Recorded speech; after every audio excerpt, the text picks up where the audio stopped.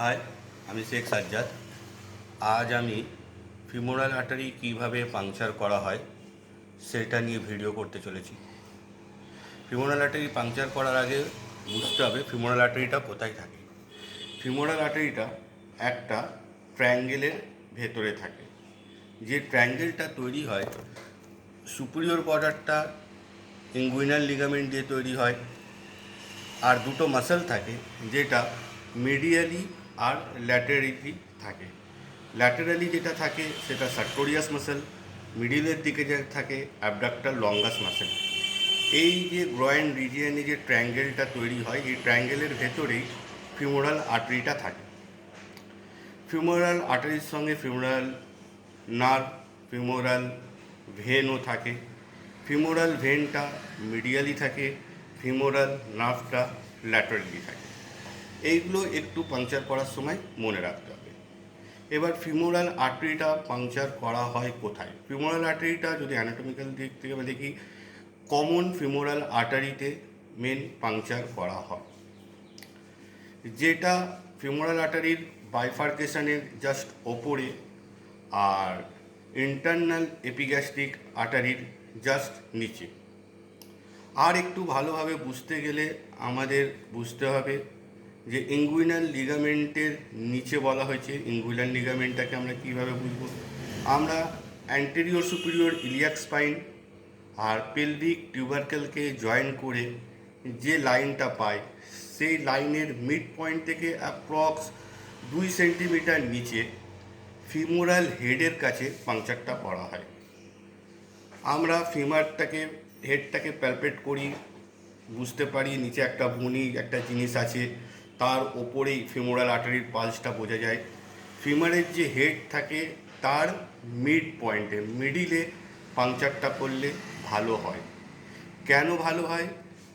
পসিডিওরটা করার পরে যখন সিট সব কিছু ইনস্ট্রুমেন্ট রিমুভ করা হয়, তখন সিটটা যে ফুটোতে বসানো হয় সেই ফুটোটাকে বন্ধ করার দরকার পড়ে। সেটা ম্যানুয়ালি হয়, অনেকভাবেই হয়, সেটা নিয়ে আমরা পরে ভিডিও করব। তো কম্প্রেস দেওয়ার সময় নিচে যদি শক্ত কোনো সাপোর্ট না থাকে তাহলে ব্লাডটা বন্ধ হবে না। যদি ইঙ্গুইনাল লিগামেন্টের ওপরে পাংচার করা হয়, আপার পাংচার হয়, তাহলে কিন্তু ব্লিড বন্ধ হয় না। সেক্ষেত্রে রেক্টোপেরিটোনিয়াল হেমারেজ হতে পারে। সুতরাং ফিমোরাল আর্টারি পাংচার করার সময় anatomical landmark, fluoroscopy guided, USG guided করলে এইসব ভুল হওয়ার সম্ভাবনা কম থাকে। ফিমোরাল আর্টারি কীভাবে পাংচার করা হয় তার একটা ছোট্ট ডেমো দেখাচ্ছি। আমাদের আর্টারিটা একটা টিউবের মতন থাকে। আমি এইটাকে একটা ফিমোরাল আর্টারি হিসেবে ধরে নিচ্ছি। এটা একটা টিউবের মতন, একটা লার্জ ভিউ। এটা হচ্ছে অ্যাক্সিয়াল ভিউ, এটা হচ্ছে ল্যাটারাল ভিউ। আমি ল্যাটারাল ভিউতে আপনাদের দেখাচ্ছি। এটা বড় করে করা হয়েছে তার কারণ ভেতরে গেলে কি হয় ইনস্ট্রুমেন্টগুলোর সেইগুলো সুন্দরভাবে বোঝা যাবে। অ্যাট ফার্স্ট আমরা একটা নিডিল নিয়ে গ্রয়েন রিজিয়নে অ্যান্টিসেপটিক ড্রেসিং করে নেওয়া হয় বেটাডাইন দিয়ে কিছু দিয়ে। তারপরে ফিমোরাল আর্টারিটাকে প্যালপেট করা হয়। প্যালপেট করার পর একটা 18 গেজ নর্মালি আমরা পিঙ্ক কালারের নিডিল দিয়ে পাংচার করি। এটা কোনো নিডিল নয়, এটা ইন্ট্রোডিউসার সিট। আমার কাছে এটা একটা ইন্ট্রোডিউসার ওয়্যারের ইন্ট্রোডিউসার দিয়েই দেখাচ্ছি। প্যালপেট করে এইরকম করে ঢোকানো হয়। আশা করি দেখা যাচ্ছে, হ্যাঁ দেখা যাচ্ছে। এইটা ঢোকানোর পরেই ব্লাড এখান থেকে বেরিয়ে আসে। সেই ব্লাডটা বেরোনোর গতিটা দেখেই আমরা বুঝতে পারি যে ফিমোরাল আর্টারি পাংচার হয়েছে না ফিমোরাল ভেন হয়েছে। কেন? ভেনটা মিডিয়ালি থাকে, অনেক সময় ভেনটাও পাংচার হয়ে যায়। যদি ভেনে পাংচার হয় তাহলে ড্রপ বাই ড্রপ ব্লাডগুলো বেরোয়। আর যদি আর্টারিতেই ঢোকে এইভাবে, আপনার ভিডিওটা দেখুন, তাহলে ব্লাডটা ফ্লোটা খুব সুন্দর থাকে। অনেক সময় আর্টারিতে পাংচার হওয়ার পরও ব্লাডটা ড্রপ বাই ড্রপ বেরোয়, ভালো করে বেরোয় না, তখন কনফিউশন হয়। তখন বুঝতে হবে ওইটা অন্য কোনো ব্রাঞ্চে, সুপারফিশিয়াল ব্রাঞ্চে চলে গেছে। তখন করতে কী হয়, নিডলটাকে পুরো সম্পূর্ণ স্কিন থেকে, আমার আঙুলটা যদি স্কিন হয়, আর এইটা যদি স্কিন হয়, ফ্যাট হয়, আর এইটা যদি আপনার আর্টারি হয়, তাহলে এটাকে পুরো এরকম বার করার দরকার পড়ে না। শুধু একটু উইথড্র করে অ্যাঙ্গুলেশনটা মিডিয়ালি বা ল্যাটারালি বা করে ওইটাকে আবার ঢোকানো হয় ভেন, বা যদি আমরা এই দিক থেকে দেখি একটু এরকম করে তুলে একটু ল্যাটারালি এরকম বের করে দেওয়া হয়, আবার এরকম ঢুকে একটু মিডিয়ালি এরকম চলে যাওয়া হয়, করে ঠিক জায়গায় পাংচারটা করা হয়। এবার পাংচার করার পর ব্লাডের কালার দেখেও বোঝা যায় এটা ভেনাস পাংচার হয়েছে না আর্টারিয়াল পাংচার হয়েছে। যদি লাল রঙের ডিপ লাল রঙের ব্লাডটা বেরোয় তাহলে বুঝতে হবে আর্টারিয়াল হয়েছে। যদি ব্লাডটা দেখা যায় একটু কালো কালো হচ্ছে, কালচে আছে, তাহলে এটা ভেনাস পাংচার হয়েছে।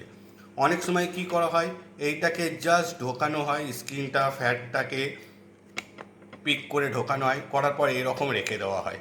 রেখে এই যে নিডলটা আছে, নিডলটার এই পালসেশন দেখেও বোঝা যায় ওইটা ভেনে যাবে না আর্টারিতে যাবে। যদি আর্টারিতে থাকে তাহলে এরকম একটু পালসটা একটু বেশি হবে, নিডলটার অনেক সুন্দর কাঁপবে, দেখে বোঝা যেতে পারে যে হ্যাঁ আমরা আর্টারির ওয়ালে আছি। অথবা ভেনের যদি ওয়ালে থাকে তাহলে বেশি কাঁপাকাঁপি থাকে না। এই পালসটা দেখে যখন আমরা কনফার্ম করতে পারি, কনফার্ম করে এটা ঢোকাতে পারি, তারপরে বলেছি ইউএসজি গাইডেড করেও বোঝা যায়। এবার কি হয়, অনেক সময় সঠিক পাংচার করার পরেও আমরা যখন পাংচার করি, পাংচার করার পরে এবার এটাকে আমি সরিয়ে দিচ্ছি, এই নিডিলের জায়গায় আমি এটা রাখছি একটু ডায়াটা মোটা। ধরুন এইটা হলো নিডিলটা, নিডিলটা পাংচার করা হলো, এই রকম করে ঢুকে গেল দেখা যাচ্ছে। এবার এর ভেতর থেকে আমরা প্রথম থেকে রেডি করে রাখা, আগেই শীতের সময় বলেছিলাম যে ওয়্যার, এটা ইন্ট্রোডিউসার একটা, আর এটা যে ওয়্যার।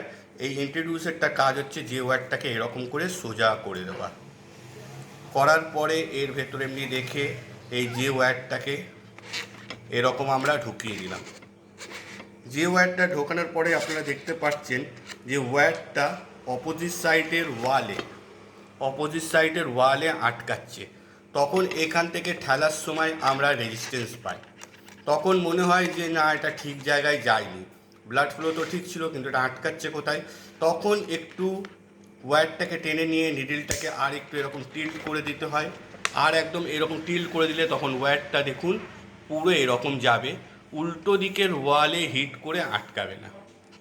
ওয়্যারটা এরকম চলে যাওয়ার পরে আমরা ধরে এই ডায়ালেটার ইন্ট্রোডিউসারটাকে বার করে নিই, ওয়্যারটাকে ভেতরে রাখি, রেখে নিডলটাকে বার করে নিই। এখন পেশেন্টের শরীরের ভেতরে শুধু এই ওয়্যারটা রয়েছে, এই ওয়্যারটা যে ওয়্যার শর্ট।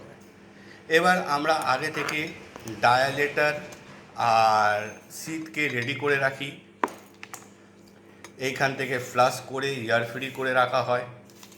রাখার পরে এইখান থেকে এটাকে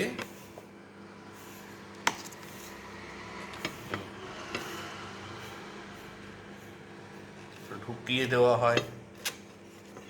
এই পেছন থেকে ওয়্যারটা বেরোচ্ছে দেখতে পাচ্ছেন।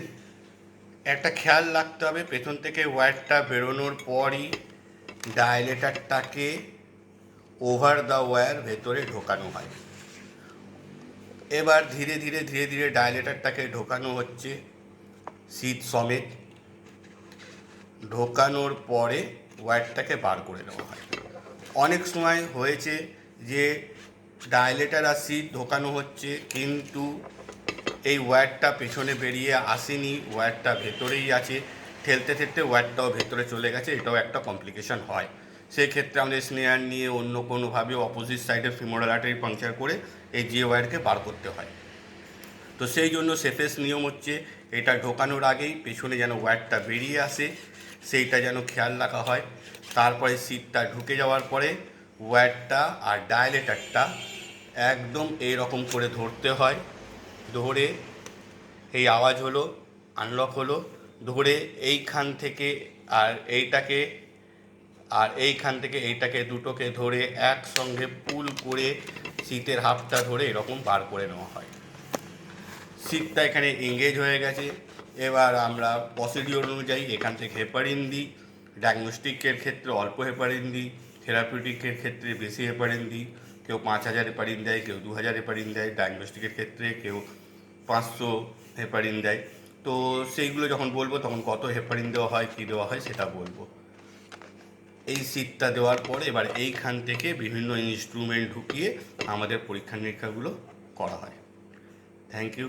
ভালো লাগলে লাইক, শেয়ার আর সাবস্ক্রাইব করবেন, তাহলে আমার আরও পরবর্তী ভিডিও করতে খুবই ভালো লাগবে।